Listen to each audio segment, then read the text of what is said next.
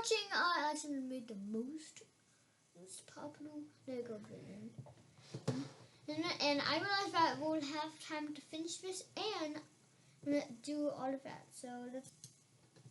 Wood, and the wood started to close in on them. But he realized he could use his sword to help him to try to climb out. He stuck his blade into one side of the wood and climbed out. But the rest of the clones that don't have a sword weren't that lucky. And the wooden walls came closing in on them, squishing them all. But we are not able to get Jeff, because he was able to climb out safely. While Jeff was in the compactor, the clones were able to break open the door, and they all went through the door. Now it's time to set up trap number 3. Now right now it's pretty simple. They just have to walk to the other side to get to the door. We just need to place down this item. Now you might be asking what this item is. This is a sticky glue trap, which are supposed to catch mice. Let's see if Jeff and his army can get across the sticky trap and into the next room. Jeff forced the clone in the front to walk on the trap, and the clone listened to him, and he sadly walked over to the trap. And while he was walking over there, the rest of the clones saluted.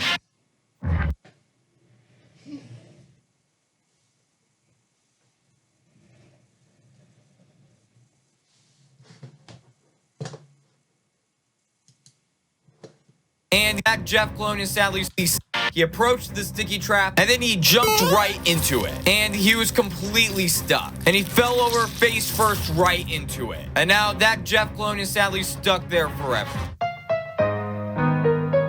That's when Jeff had a brilliant idea. He was gonna have his clones make a clone bridge right over the sticky trap. He needed 2 more clones to get into the trap, and he chose these 2 in front. So they walked over to the sticky trap. Then the first clone jumped on the clone in the sticky trap, and he hopped into the sticky trap and fell face forward. Then the next one came along, hopping on the last 2 clones, and he hopped in as well and also fell face forward. And now they have made a bridge for Jeff and the rest of the clones to get across. Then he told the rest of his clones to hop onto the other side as well. And while they did that, Jeff walked over to the door and went into the next room. And at first, this room doesn't seem so bad. Except for one thing. This is the deadly laser maze. So Jeff ordered one of his clones to test the laser to see how dangerous it actually is. And the clone walked over to the laser. He walked into the laser and completely started burning.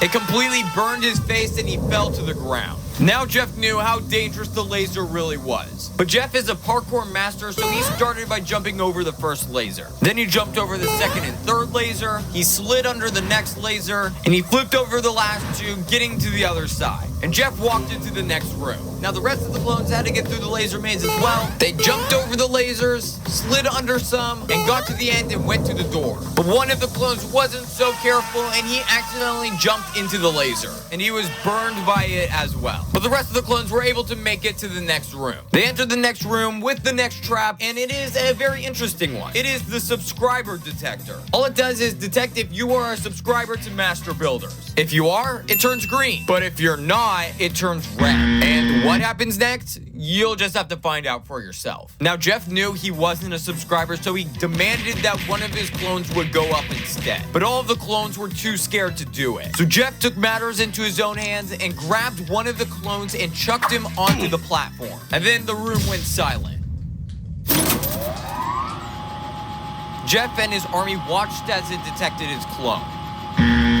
And he was not a subscriber. So he gets launched all the way to space. And that Jeff was gone forever. Then he asked if anyone was subscribed to raise their hand. And one of them did. Jeff commanded him to walk on the platform, and he did.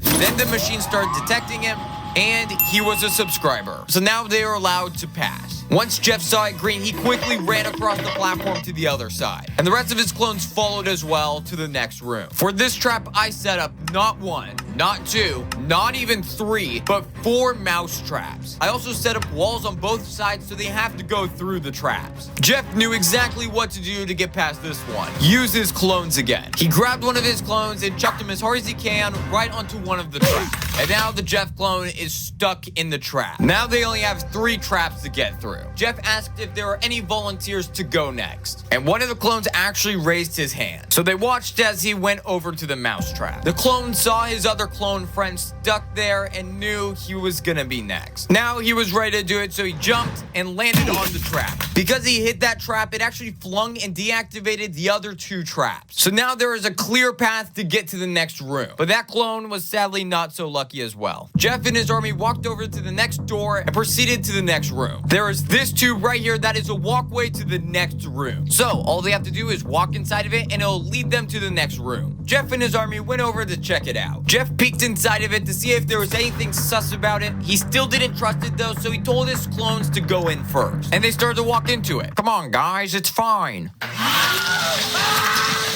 The tube was not a walkway to the next room. It was actually a vacuum. And it started to pull the minifigures into it. Jeff was trying to run as fast as he could, but he was getting pulled closer and closer to the vacuum. But then he saw there was a random button that appeared. So with all of his might, he jumped over to the button and pressed it. Once he clicked it, the vacuum deactivated. Jeff and his clones survived, but a bunch of them didn't make it. And now a giant hand picked up Jeff and all of his clones, taking them to the next room. Now this is the next trap. Jeff and his clones have to get to the door on the other side. I will give you one hint. Watch your step. The clones saw the door on the other side, so they began to walk to it. But they didn't watch their step because they tripped on some tripwire. One of the clones tried to do a giant, that didn't work. Because they tripped on some tripwire. One of the clones tried to do a flip over it, that didn't work. One of the clones looked up and saw something terrifying. A giant saw. Jeff jumped to the other side trying to stay away from the saw, and it came down on all the minifigures that tripped. And they were all gone. I actually found some of the pieces to the clones. Now the door on the other side was actually fake. It was just a test. And the giant hand picked them up to the final spot. They were placed down right in front of the silver piece. They had finally made it. The clones all ran to the piece surrounding it. But Jeff could tell something was off. It was a fake. He yelled at his clones to run, but it was too late. The flamethrower turned on. Jeff quickly jumped off the platform they were on, and it began melting the rest of Jeff's clones and the fake silver piece. The fire spread throughout the entire platform, and all 6 of Jeff's last clones were all burnt to a crisp. And while that was happening, Jeff was falling, and he hit the ground below the platform. He looked around, and surprisingly, there was a door down there. He quickly ran to it and hopped through. And there was the silver piece. The real one this time.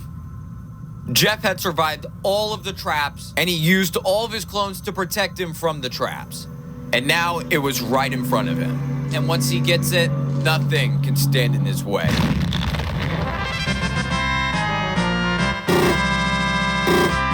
Oh, did I forget to mention I had one extra secret trap? The giant boulder that will crush any minifigure.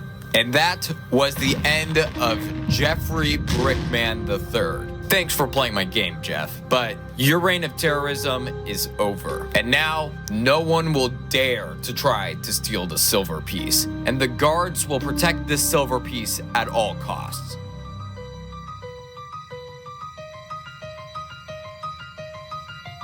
Except, the guard was the real Jeff. The real Jeff was the one that took the guard behind the facility at the beginning of the video. He had changed suits with another clone to trick us all.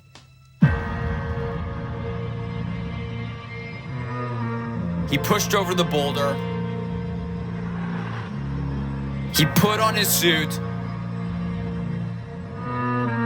and walked straight to the piece.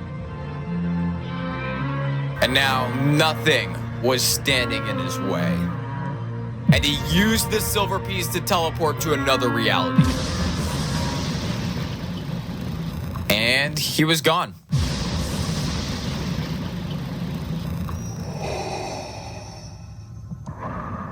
Jeff had teleported to the Star Wars world, and he fought Darth Vader because he wanted something from him.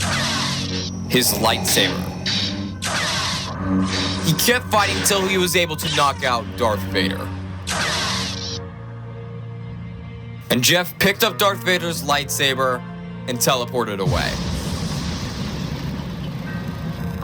He teleported to his secret base and he put the lightsaber into his collection. Because Jeff's plan is to steal a bunch of powerful items from different worlds to use them in his plan. Jeff kept going to different worlds